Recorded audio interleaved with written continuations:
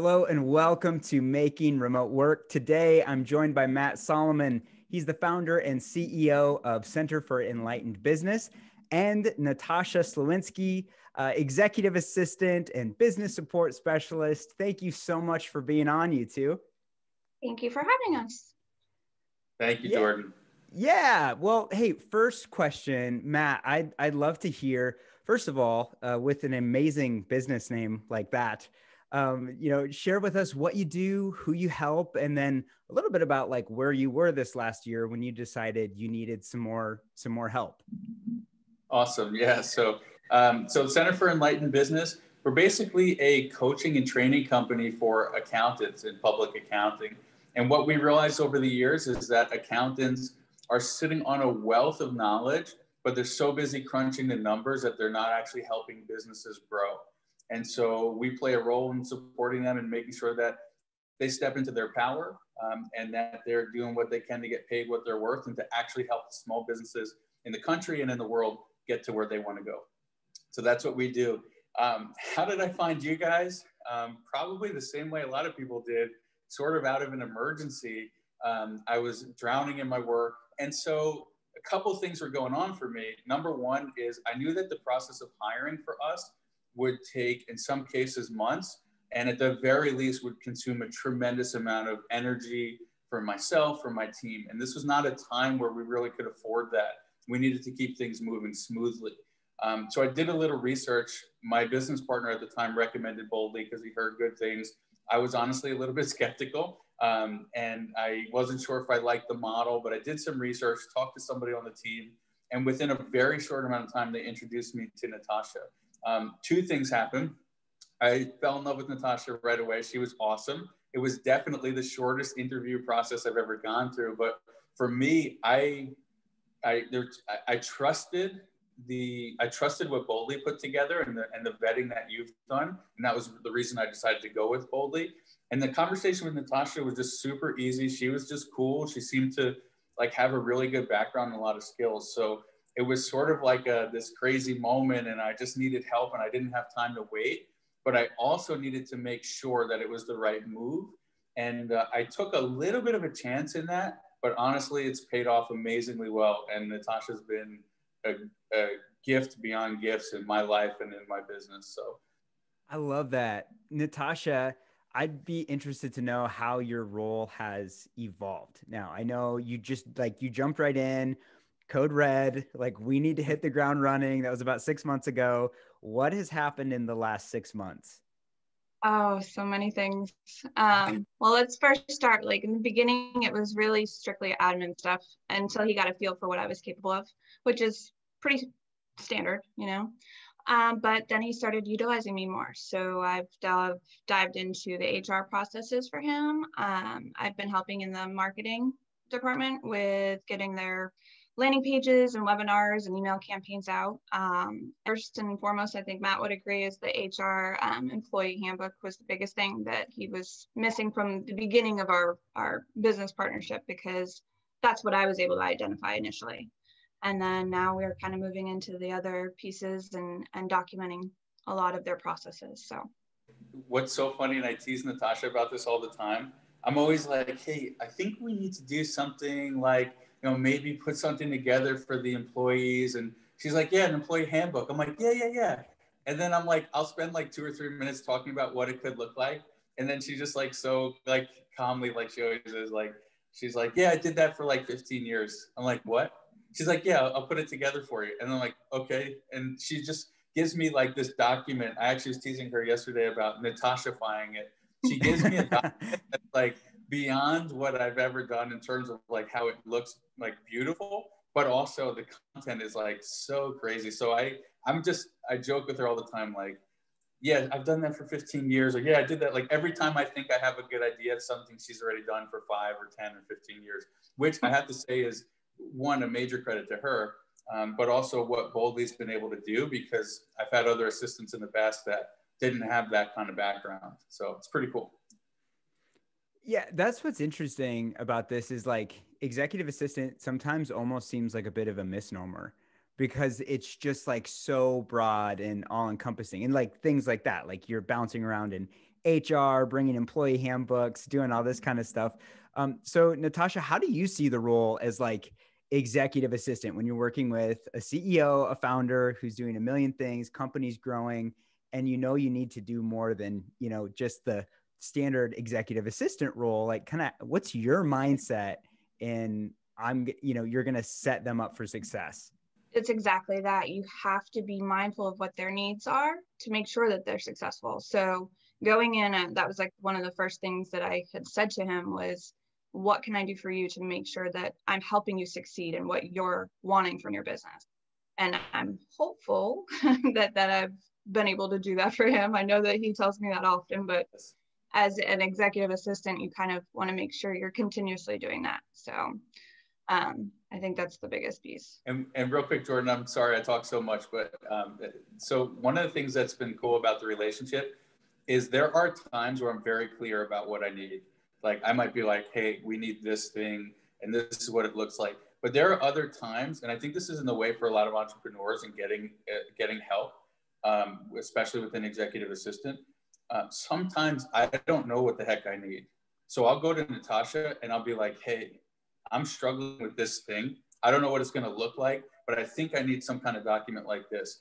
And I'll say to her sometimes very clearly, like, I don't know what it is. Can you help me figure out what I need here? And in those times, she helps me figure that out. And in other times, I might say, this is exactly what I need. And she does it and does a better job than I would have. So I think for, a lesson to share with other entrepreneurs out there is you don't always have to know everything. If you communicate well enough to say, this is what I do know and this is what I don't know, then a good assistant and a good partner like Natasha will help you figure that stuff out. Oh, that's amazing. That's really, really good advice. And I'd like to hear too, then, like, kind of taking that the next step further, how did you develop trust quickly enough to be able to work well together? Because I know as well, like, this is a pretty high trust position. When you're dealing with email, you're seeing a lot of the inner workings of a company that a lot of other employees might not even see. And so, like, how do you develop that kind of trust? Matt, I'd like to hear from you. And then Natasha, I'd like to hear from you on that too. So trust, honestly, and I'm not trying to plug you guys, but honestly, it started with understanding what Boldly did to bring their employees on. So that was important to me. I spent a lot of time looking at that and making sure that they were vetted, that people were vetted really well. So that helped initially. The interview, the conversation with Natasha was great. And then honestly, giving her a couple of tasks and seeing what happened was really. I gave her a document in the beginning. I don't know, Natasha, how much this helped you or not, but I had read this in a book, and it was basically like how to work with me kind of document. And I'm like, these are the things I like. This is how I respond. You'll get me in text if you need me. That's the best way. I never do email, this and that. And I just gave her this like manual of like how to deal with me, who's sort of this weird person to work with. And from what I think in that process, it was like, I wanted to make sure she heard me and understood what I needed. And just right away, she just kind of like seamlessly jumped in and communicated how I needed to and worked with me in ways that I needed it.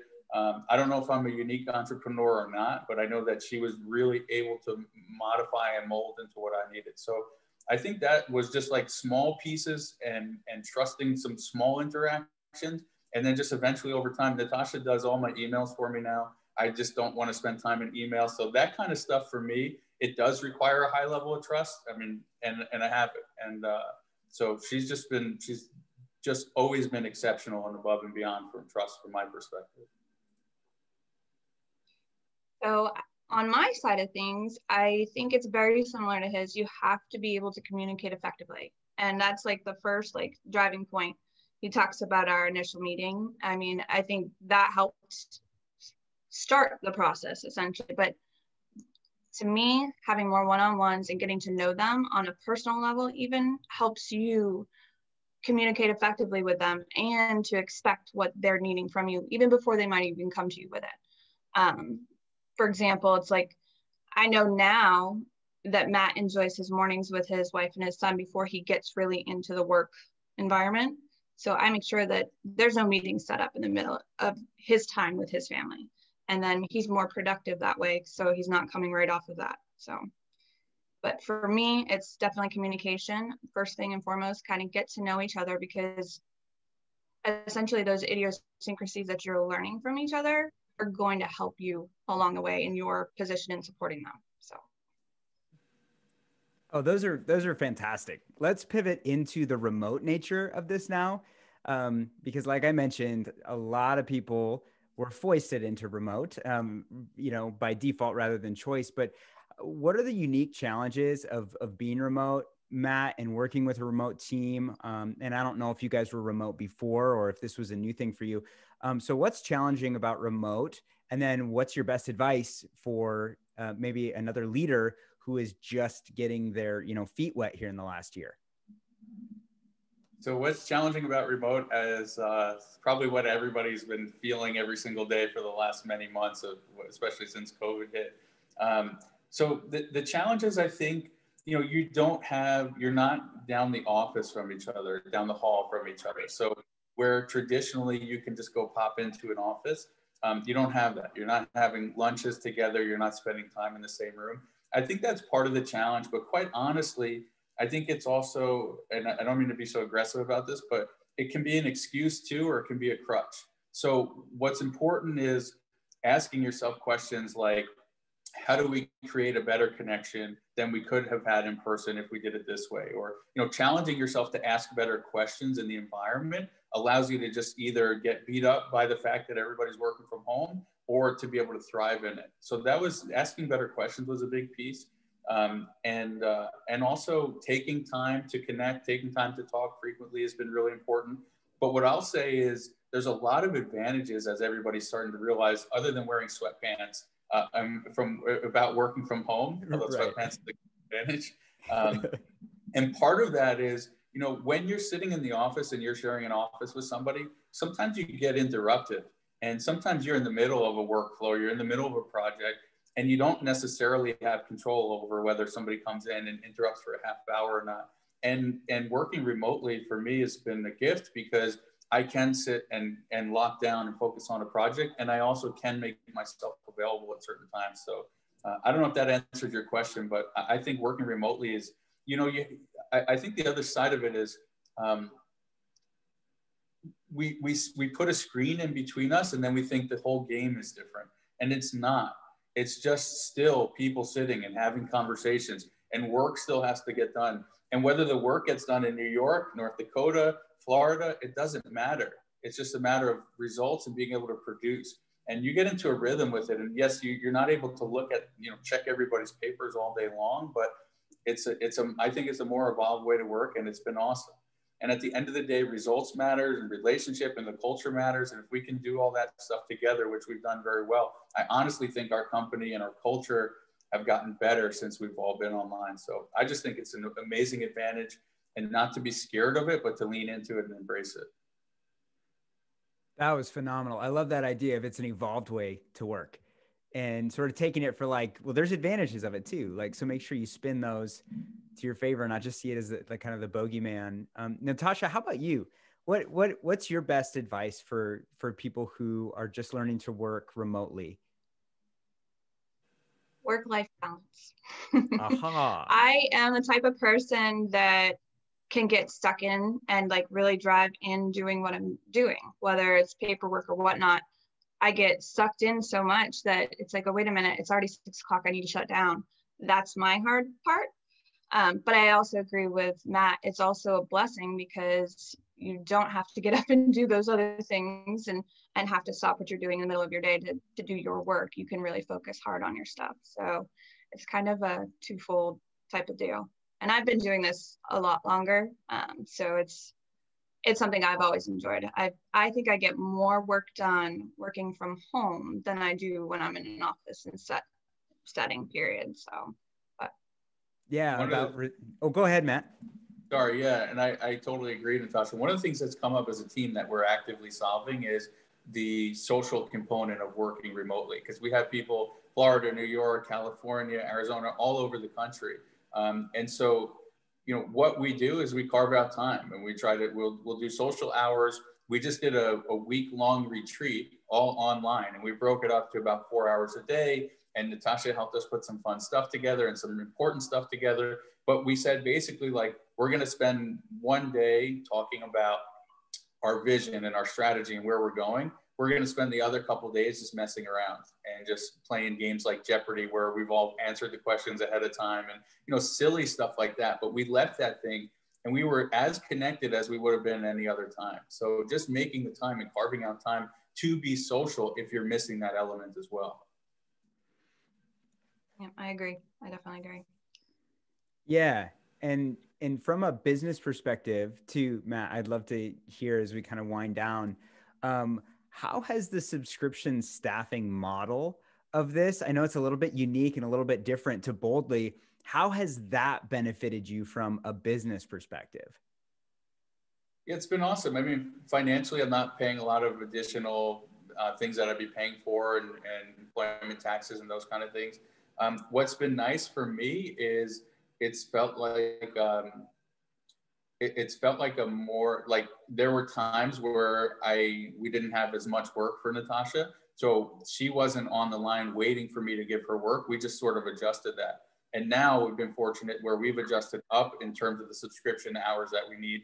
And she's fortunately had the availability for me. And so it's been great. But we've had that where and I think for some entrepreneurs, that sliding scale of not having to have a full-time employee and it being okay if you slide back or slide forward hours on a monthly basis is a gift.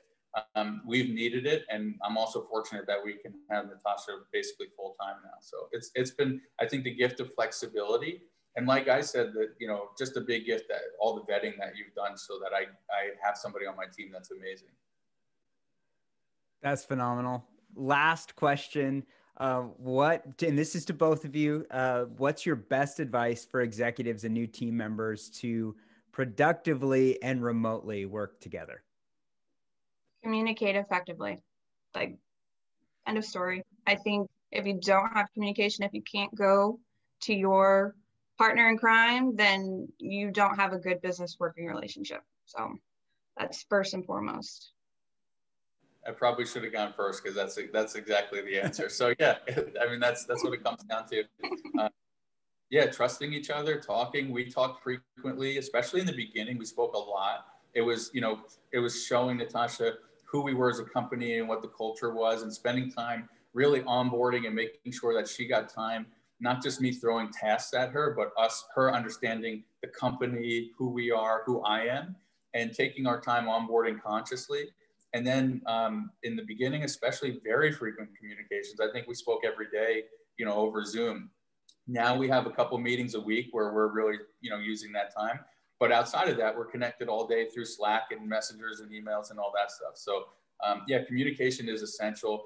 You know, I think it's always important to communicate, like I said before, not only what you know and what you expect, but what you don't know and where you need help filling in the blanks. And that has been as valuable to me as every other piece of it. But it's been an amazing time, an amazing relationship. I'm forever grateful to Natasha and Boldly for what you've done for me. And I was at such a critical time in my business that I couldn't afford to wait, and I couldn't afford to have to go through all the vetting and all the hiring and all the onboarding. When I made the decision to work with Boldly, it was a very short period of time before Natasha was hit the ground running with me. And that was a gift. And you eliminated a lot of the risk and a lot of the downtime that would have really affected me in a very significant way. So if anybody's thinking about it, I don't know if I can make a pitch, but absolutely go reach out to somebody at Boldly. It's been a game changer for me, and Natasha's an amazing gift. Oh, thank you so much for sharing, Matt. And you too, Natasha, you're doing incredible work. Matt, you're helping thousands of people, and thanks for helping us all make remote work a little bit better. So you have the best weeks, and thanks again for sharing.